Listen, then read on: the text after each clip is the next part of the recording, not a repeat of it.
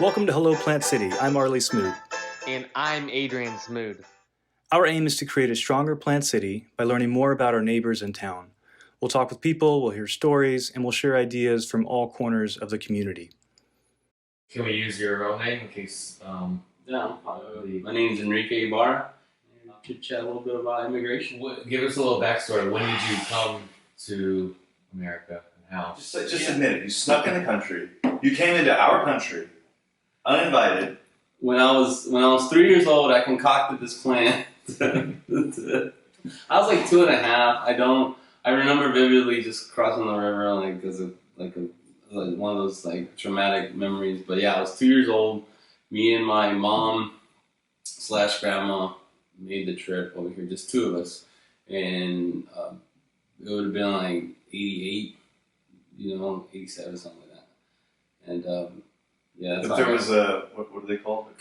Coyote, like a guide. It was the three of you. Yeah, just the three of us, and he guided us all the way to Texas, and then from there we traveled on foot probably a mile to a house, and then that's all I remember. And then apparently we got in a car and they drove us all the way down here to Florida. And all that's paid set up ahead of time. Yeah, paid setup. Back then it was maybe $2,000. Now it's gone up to like 10, 15. It was safer then too. It was a lot safer. Folks were like, believe it or not, honest. Like it was a real job. Now it's still a job, but the job is you're gonna get kidnapped along the way. You're gonna get Now it's murder. Is it run by the cartels mostly? For the most part, yeah. Either it's run by them, where they run it like them, or they like the guys that were coyotes can't work there without their permission, Oh. So they get a They have to kickback. pay the cartel, So, even if yeah. so it's still Yeah. ran by the cartel if it's not. Yeah, And and they cut. then it's so unorganized that like you don't know what's what. So my brother actually got caught up with the wrong persons and he got kidnapped. So Let's jump into that story because that's a good story. Do you mind telling it? no, at all. So About what time frame is this? this was maybe 10 years ago. About 10, 12 years ago. So my brother, Is he a citizen? He's a citizen, right? he just had a green card. Okay. He Okay, was, but he's legal. yeah, he was legal at the time. Well, no, I'm sorry. He was legal, then he got into trouble and got deported, so he wanted to come back. The only way you come back is illegally. This was As an- was it actually 10 years ago? Yeah. So it was 2010. Yeah. You're telling me Obama deported someone? Obama deported a lot of people. I know. Most people don't know that. Yeah. He deported people that committed crimes. Correct. And my brother committed crimes. Yeah. So my mom got him, situated with a coyote, but it was all these interactions are happening through phone, so you don't know, you don't know what's what. And then you get a phone number from this guy, and it's like third person. So it's all based on faith and hope. It's like Craigslist. It's like Yeah. it's It's like Craigslist. You don't know who's on the other side. So yeah, he everything's set up. He gets to my sister who lives over there brings him to the U.S. border. Then from there, they drop him off to where the coyote is supposed to do the rest of the work because they know the border. They know the holes, the gaps and stuff, all that stuff. So, anyways, they get him through Houston, and at that point, it's like, no, you're not going any further.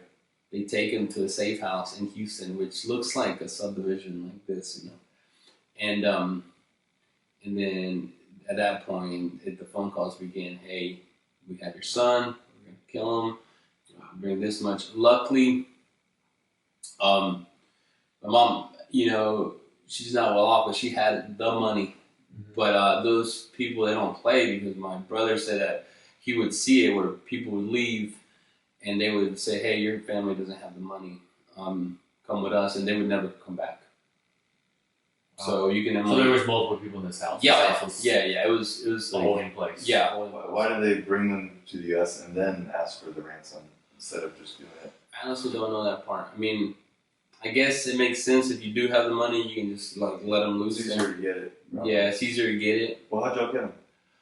So my mom sent him the money, and then I think it was, if I remember, it was like 20 grand, and then it was like send them 15 through Western Union, whatever, and then so me and my other brother and my mom, all three of us, fly to Houston and to go pick him up, and I remember like getting there.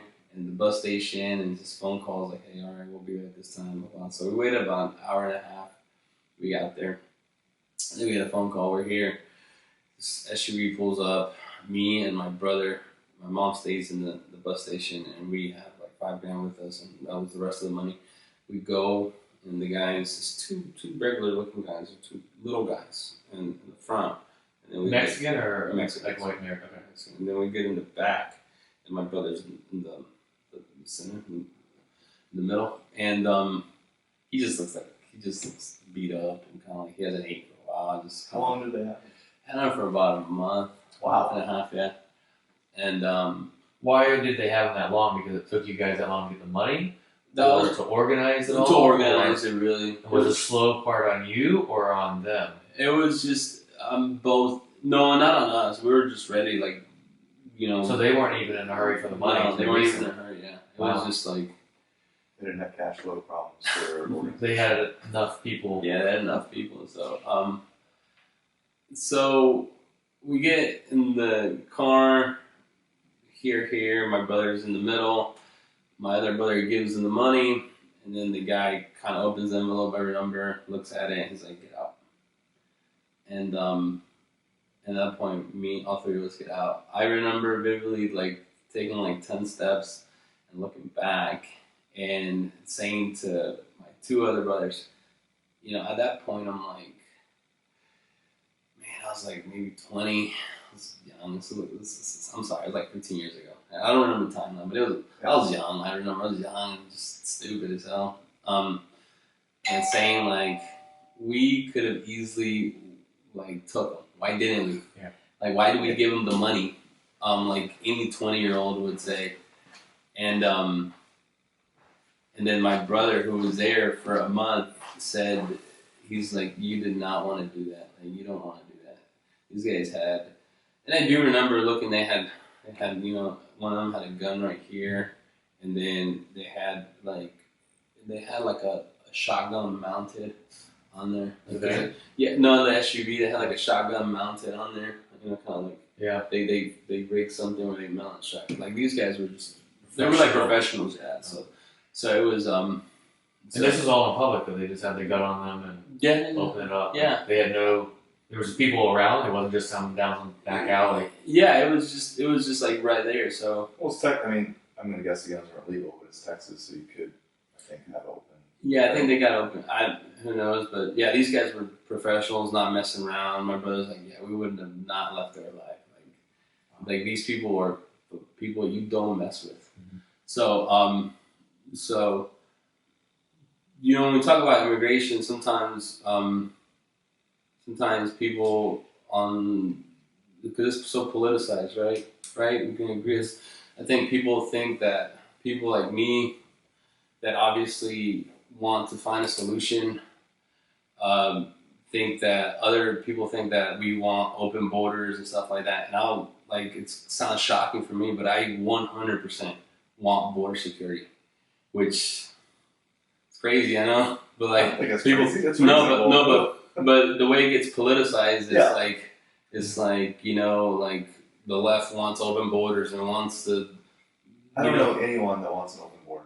Well, that's the way it's politicized. That's the way it's framed. Yeah. That's the way it's framed. And then on the other side, it's probably framed different. Like, hey, the right wants to round everybody up and babies and stuff like that. So You saying there's a good middle ground somewhere? right.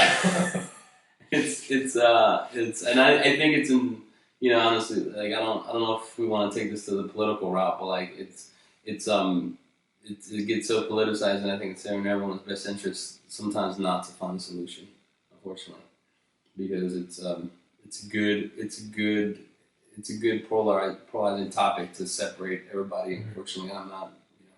I think of all the aspects of immigration that shouldn't be politicized is your situation. By that I mean DACA and Dreamers. I was gonna say I don't want to get into the all political stuff. People could know their own stuff, but the Yeah. Dream Act makes sense to me, and you seem like the poster child for it. Yeah. Okay. You Yeah. didn't explain for people that don't know what DACA and the Dream Act is.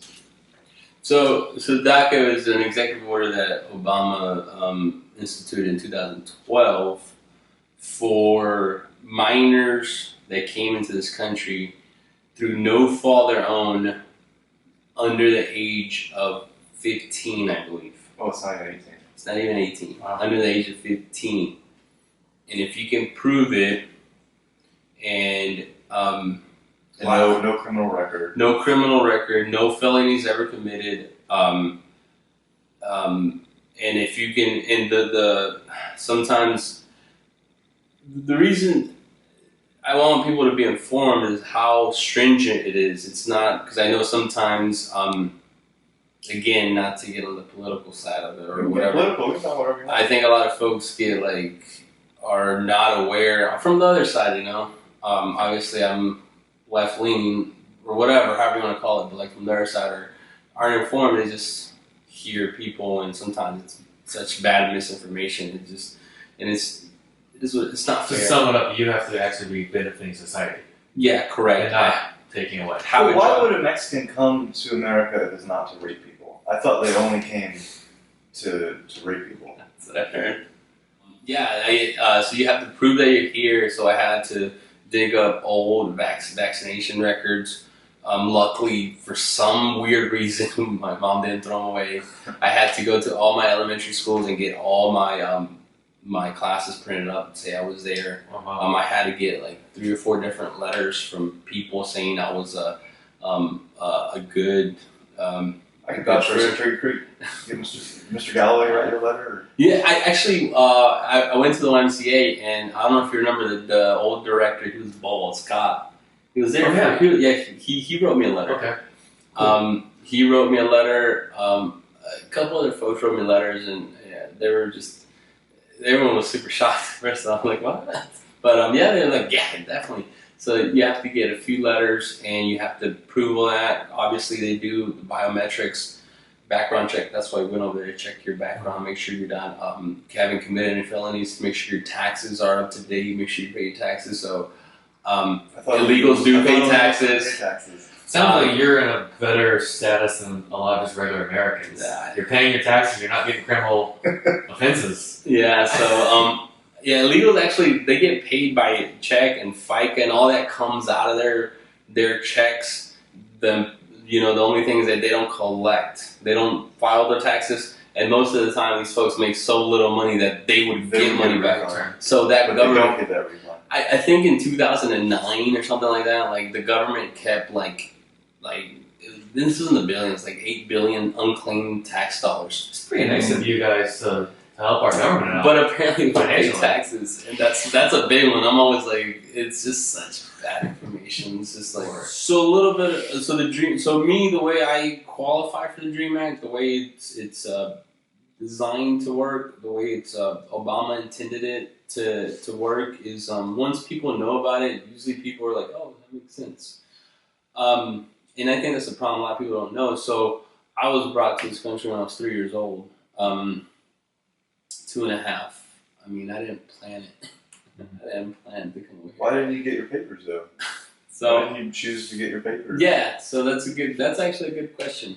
I never knew my dad, and then there were some adoption issues back in Mexico and here, and my parents were they worked in the field. They're migrant workers. They did the best they could, but they're not like They didn't understand. they didn't paperwork. understand paperwork, all that stuff, and it just got kind of forgotten about throughout the years, and then honestly, when I was young, I didn't really know what was illegal for a while. I didn't know. Like honestly, I did not know. I didn't think about it. Do you remember finding out? Yeah, so I remember the first time I found out, I was sending applications to or trying to figure out the college process with my You didn't know counselor. you were illegal until the end of high school? Yeah, to like Wow. late junior year. And I remember Mr. Courtney, who was the migrant counselor. I don't know if you guys remember him from Branch. Yeah, so I was in his office, and I remember like talking about it, and he's like, "Hey, Enrique, you need to like," and I was like, I mentioned it to him. I was like, "Hey, I want to go to college, and I think I got the grades for it, blah blah." And he's like, "Yeah, you do. You're a good student for the most part." So, and then he's like, "Hey, where's your social, all that stuff?" And I was like, how I don't know. He's like, you're gonna need that. And then at that point, I kind of realized that I'm illegal, and I'm just like, oh shit. So yeah, it was at that point in time, it was a really depressing situation, like realization of life.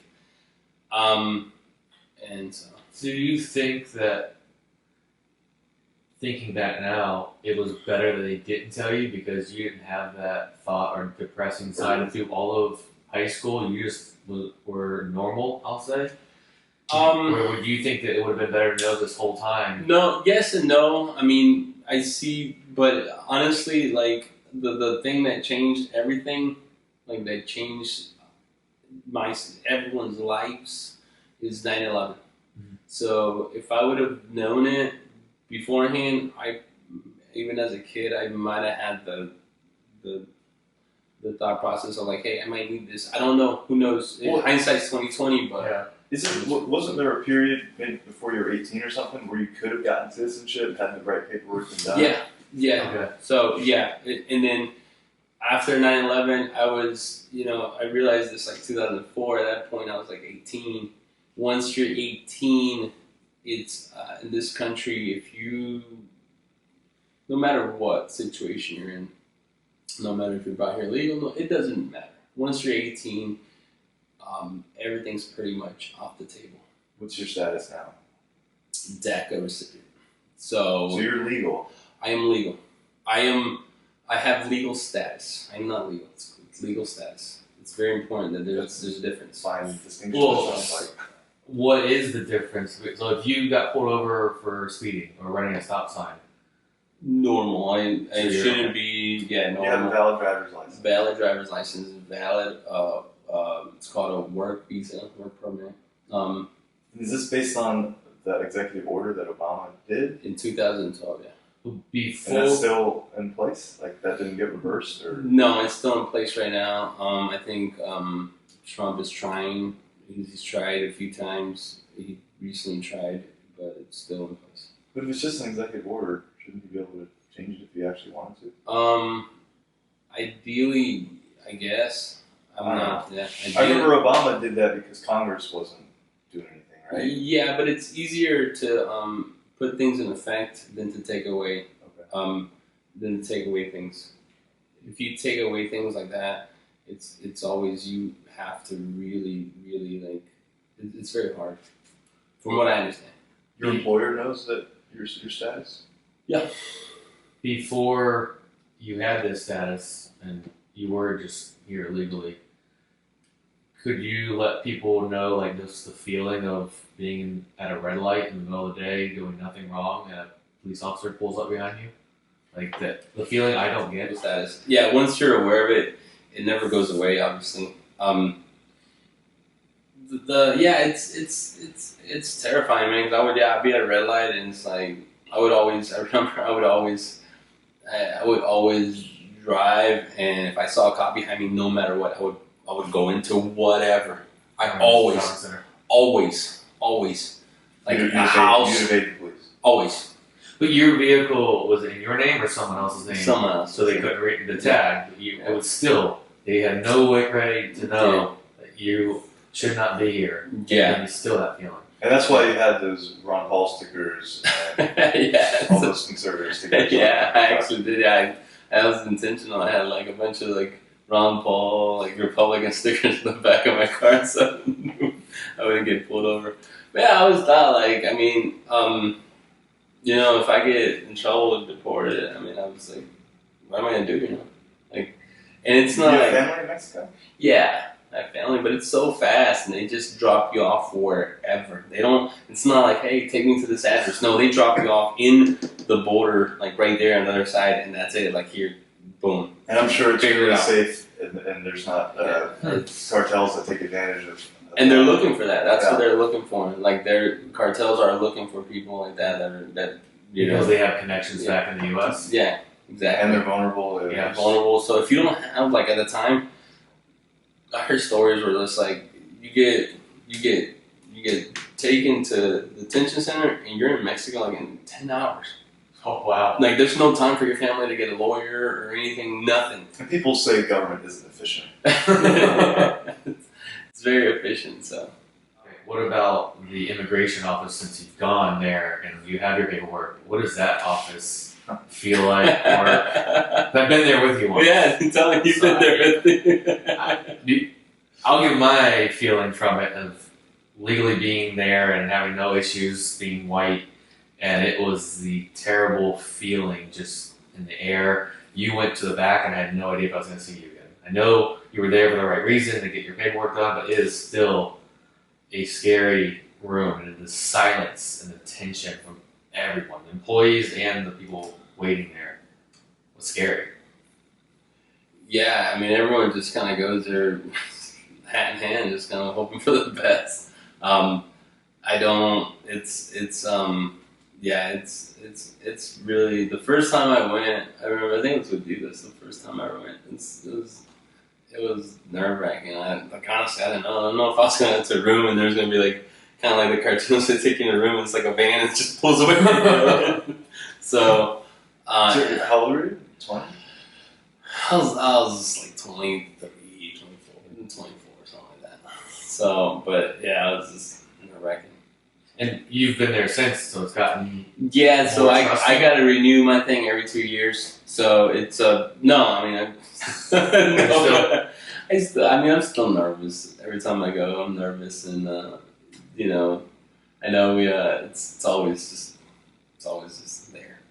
But right, as of right now, it feels like there is a process that is, I don't want to say working, but you can at least not have that feeling driving and they aren't just taking you back to Mexico and checking you to go fill out paperwork so that you are here.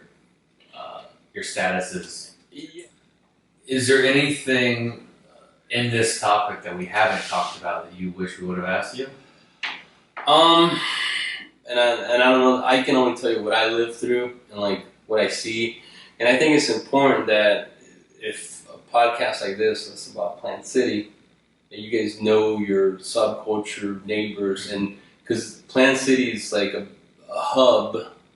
Sometimes we don't maybe acknowledge them, but like we see these people and they're people and they're, if you lived in Plant City long enough, you can kind of see like that person's maybe illegal, and know that they're good people and they're there. These are your neighbors, not just I don't know much about like the Rotary Club. Not just these are people that this community they have a big part in building this community. I mean, especially with its history, and I think agriculture and sometimes And construction, and literally construction. building. Yeah, sometimes for whatever reason, it's whenever I see communities of the people that built it or responsible or run it. Obviously, they're not in there, but it's important that they are. Your credit. Yeah, Because they're often overlooked. If the migrant workers are not here doing the work, who is going to do it? And the prices are probably going to go up for the labor. And then you're going to pay a lot more for the produce or the construction. Would you agree with that? Yeah. I mean, yeah, for sure. They definitely their wages are definitely they skew the market because of their because of the labor costs for sure. Well, now they have I forget what the visa's called, like a migrant worker visa, basically. Yeah, that one's a weird one, man. I don't know much about that. That's a weird one. It's weird seeing those guys in buses and the shirts. It's almost like slavery, man. I don't know. I think that, and that I don't know the pays, but I always assume that It's not very much. the man. cash that they put in their pocket is very low because they're getting the transportation, they're getting the housing, they're getting the clothing, It's all built in. they're getting everything. So it's like when I worked at Walmart. Walmart showed how you made $60,000 a year, but I only put $20,000 in my pocket because I got this discount of this value. I got all the insurance. I got all these things that they added in, showing my value of working there. And I assume the same things there. They're busing them to Walmart. People complain. It's weird because like the industry I work in, I work around a lot of people and like these people and it's weird because they're the ones building the houses, they're the ones working in like these sub communities. But it's weird how listen, me and Arlie talk all the time. Like I see both sides of everything, and I fully support like more border security. I think it needs to be fixed, but at the same time, I think like it's odd because I see a lot of well-off people, especially in Plant City, that have benefited from these people, and to not.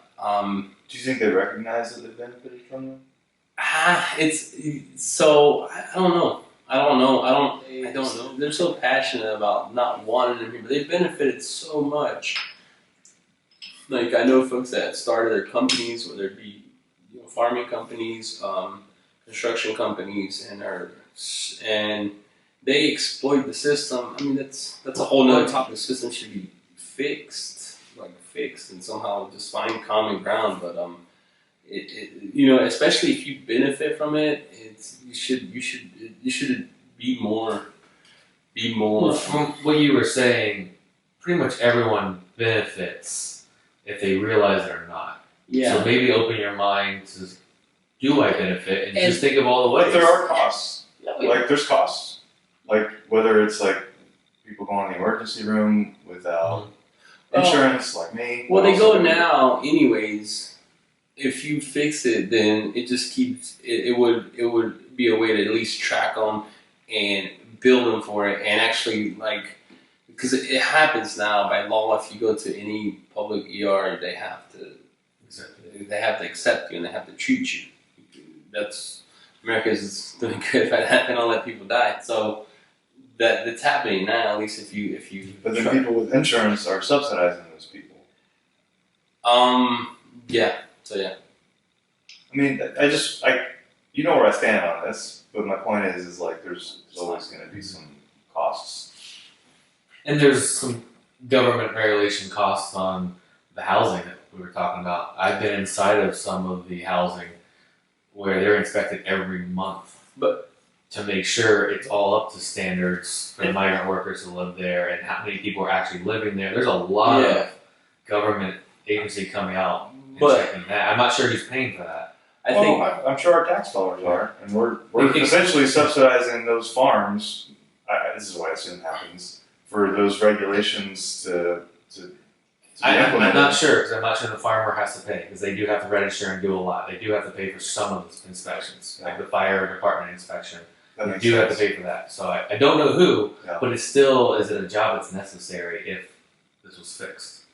And I think if you tell anyone like with non-legal status, like, hey man, like you're gonna have to do this, do that, and pay this, and then work towards it and do it right. I think 99.9% would be like, sign me up. You know, you gotta pay your fair share of taxes. So did amnesty. Bush did, like Reagan did amnesty. Bush did amnesty. Yeah, like we see it. Maybe other communities don't see it. We see it. I mean, everyone here that's lived here for more than 10 years has gone to Walmart, has gone to Parkstale, drives by the fields, drives by all that. Soccer fields, Soccer get some amazing food on Saturday night. You see the lollipop man with his thing. You know, What's that guy's name? You got his number, right? Yep, I have his number. There's We got the other day. He came by the house and we were all out and got a bunch of ice cream from him. So these are good people, man. They're good people. And they're there, and I think you should get to know them. And most of them are if they got the opportunity to ever like legally contribute, like they would jump at it. I won't disclose the name of the venue, but a defunct golf course in Plant City. You and it was Justin and Charlie were golfing, and your golf ball went near a guy's yard. Can you tell that story? It's common, man. I mean, it's so. I think that just like if we're talking openly. We're talking openly. I think, there's no way of him knowing that I had legal or non-legal status. I think it was more of a Hispanic thing. So yeah, we were golfing, and I hit a stray golf ball because I could suck, and I went to his yard, and it was just like it's all pandemonium, just kind of he was very worried and very scared, and just kind of. What did he say? You went in his yard to get a golf ball. Yeah. And then what did he say when you went in his yard? I don't remember, honestly. I don't remember, but it wasn't very nice. It wasn't very nice. It was from the story I heard. He said, "If you're not in my yard to mow it, get off my yard." Yeah. If you're not in my yard to pull something the weeds like that, yeah, and take care of my yard, get off my yard. Yeah, so it was something along those lines, and I've had that just a lot. We talk and we see, like I share stuff in a sense. Yeah, it's like if you're not here to mow my yard or something like that, work on my yard, get out, leave, and I guess we could take it. Maybe he was expecting someone to come, but if we all kind of know what he meant. Being real about it, if you had a different skin tone, maybe less tattoos, you would have said that. Yeah, probably, but maybe not. Who knows? Maybe you would have said it anyway. But yeah, and then we were leaving, and then like as we're leaving, he gets like a bucket of balls, and he's like, "Hey!" like waves us back, and he like doesn't like wait for us to go and get them, because if someone offers us free golf balls and you're golfing, we're gonna take them. But he like throws them at us, like tosses them at us. It's just like, yeah, man. So yeah, I love it here. I've lived there all my life, but it's a little bit. I don't know if it knows his identity too well sometimes. You said you lived here all your life, but whenever you were a kid, you guys would do the migrant circuit, right? Yeah. You were in Michigan, and yeah. What's that?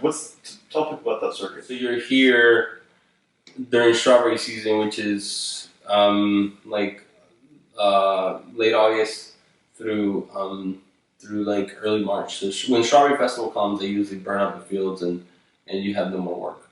So that time, we that's what we did. That's what my family did was pick produce. We went up north to Michigan or Ohio and pick cucumbers. So every summer we would go up north, Michigan, Ohio, and then a few years we went to Illinois and pick cucumbers. And then when you're there, you're staying in the temporary housing. Yeah. How does that work? It's like little shacks. They're like tiny little shacks. They're probably the size of Adrian's kitchen and this living room, and then maybe like there, like that. This whole thing right here, and then there's So the whole thing's 150 square foot, 200 square foot. Yeah, and it would be my mom and my brothers. There was like 4 of us that were little, and then older brother 5, and then there was like 8 of us.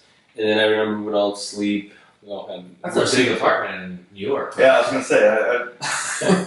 And I lived in similar. They had no insulation, literally wood. So like you could see the holes going on there, literally wood like that. I remember like a few times you'd feel the rats like running up.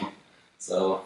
How many people lived in it? And then the bathrooms, man. Oof, the bathrooms were those porta potties for as far as that, and then in the middle of because they were laid out different, but I remember one was laid out like a big circle, and then the bathrooms were in the middle. It was like this concrete structure, and it was like showers for women. Communal showers. Communal showers, yeah, basically. All right. Okay, now we're going to close out with the section we call homegrown sentence. Mm-hmm. I'm going to start the sentence, and then you finish with your answer. Okay. 1 key habit, trait, or skill that I have that has led to success in my life is? I think it's been not getting deported. It's been a driving factor for me, just trying to succeed and be good. Something that I think is true that most people think is false is? Staying on topic on what the theme for this podcast is that these folks actually contribute financially and obviously labor force. They actually contribute a lot, and they are very positive for the community. And a lot of folks sometimes are not informed as they should be about that. A book, movie, or podcast that has inspired me is? Like I said, Tribe's really good. I've listened to it a few times. Tribe by Sebastian. Younger, and I always every time I listen to it, I always learn something different that I didn't know. And just kind of, so it's a good book just to like kind of just, it helps you understand how just generations and just people gravitate towards their beliefs. It's really short. It's really short. Originally, it was like Yeah. a magazine article. Yeah. And turned into a book. And then Atomic Habits is just a really good like a book on how to like just really how to organize your life and how to it's kind of like the old adage like the person that works harder is always somehow the luckiest. That's one of my favorite books. Is The Compound Effect. Yeah. Same meaning. A fascinating person in Plant City that many people don't know about is? Don't ever tell this person I said this, but it's this guy named Agent Smooth. He's I think it's fascinating the way he's and I think only he sees it. I think a lot of people and our friends included probably made fun of him at some point in time or whatever, but I think he saw the bigger picture. I think it's paying dividends now. I don't know. I think he's earned the freedom that a lot of folks don't have. So where he can kind of create his own schedule, do his own thing, and I think that's huge. And I think that was the role in plant in game. But Created his own culture. yeah, but don't tell him I said anything. I appreciate that. I'll make sure he doesn't find out. You definitely won't tell him. If I could snap my fingers and make anything happen in Plant City overnight, it would be? I would get rid of one Burger King. We have 3. No need for that. No need at all. Replace it with a Chick-fil-A or a Target or something. You're just pandering now. You're just pandering to the audience. Something.